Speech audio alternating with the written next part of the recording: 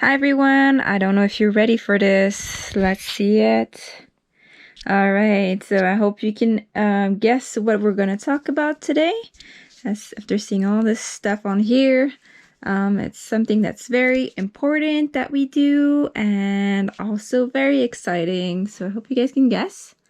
I'll see you in a minute.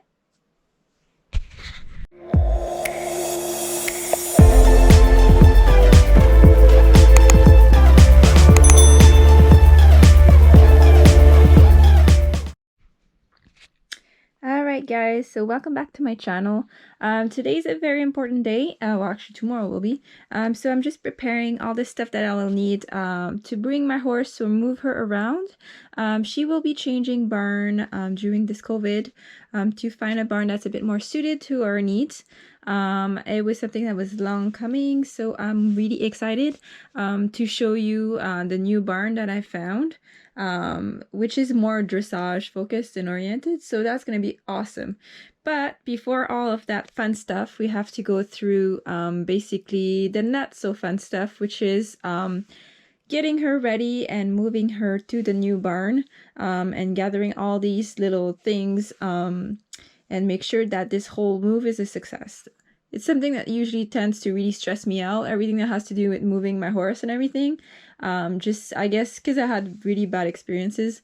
You can see one of my my last video basically about moving is you can see that one. It's called I Moved My Horse 6 Hours Away, and that was a move between Ottawa and Toronto, and that was one of the very most stressful haul I've ever done for my horse. And just I guess basically because of the distance, it was 6 hours, and also just because I wasn't able to see her afterwards because I was already actually packing my house to move to the GTA.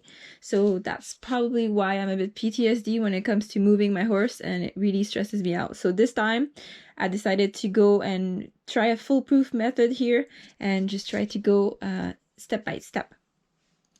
So the first step that I did basically is a list. Lists are very important to make sure you don't forget anything, especially when you're like me and you're a bit of a stress crazy person when it comes to the day you have to move all of this, and you want to make sure everything's accounted for. You don't have to go back to the barn, your old barn, your new barn, and everything. So this is what I listed for her. I actually went 2 weeks prior to today to gather all my tack and equipment and make sure that I clean them really good, give them a once over, and make sure they're ready to be actually used. So as soon as COVID ends, and also as soon as she's moved to her barn, we'll be able to enjoy her stuff. It's going to be all clean. You can actually visit my cleaning playlist if ever you have any question about how to clean something. It's a good reference. I pretty much cleaned everything. So yeah, you'll find them in that section. So let's go over this. So yeah, a list is really important. Just basically to assess what you have left in the barn and what you want to bring over. So for her, let's just go over that list. So the tack room, there shouldn't be anything in there. It's just to go and double check, make sure I didn't forget anything. The feed room, will have to bring her supplements to the new barn just to make sure she has that. And then on her stall door, she has blanket, boots, and other stuff. So we want to make sure we move these guys as well. So she has two basically winter blankets I'm gonna have to just bring home and wait to get them clean. She also has like a rain sheet, or like a little rain blanket that she will need to bring to the new barn, just because, you know, it's summer, so we're just gonna get ready for summer at the same time. And also a stable sheet, so that's always useful. She has 4 turnout boots, so she has turnout bell boots and actually brush boots. She needs both. You can see in some of my videos as well that she had a little bit of an incident with a fence last year, so that's why she has boots all the time, basically, when she goes outside.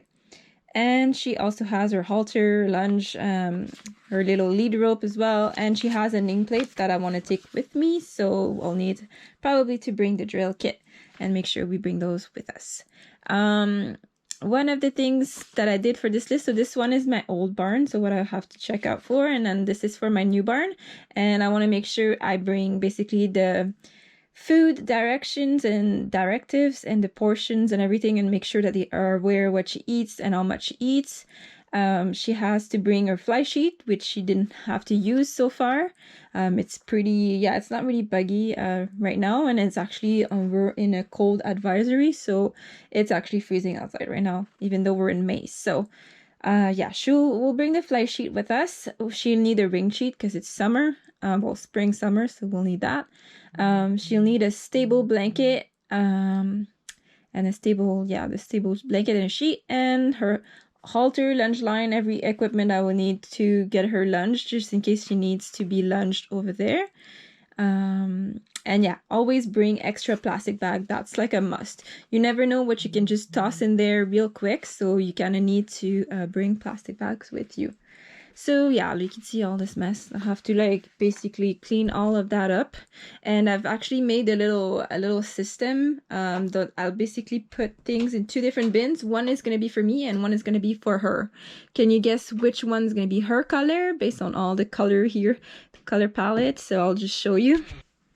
So these are 2 bins. One's going to be for me and one is going to be for her. So if you guys have guessed, so basically the pink one's for her and the blue one is for me. So I will just set you guys up so you can see what I'm putting in there.